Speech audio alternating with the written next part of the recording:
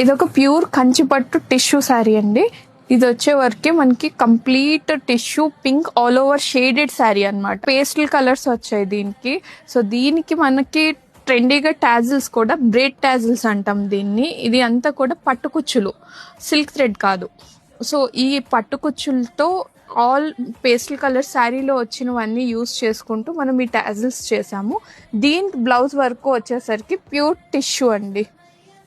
Sari colour die చేయించి దీనికి కొంచెం స్టైలిష్ లుక్ కోసం కడ్దానా ఇంకా థ్రెడ్ షేడెడ్ వర్క్ వచ్చింది, కాటా వర్క్ అంటాము.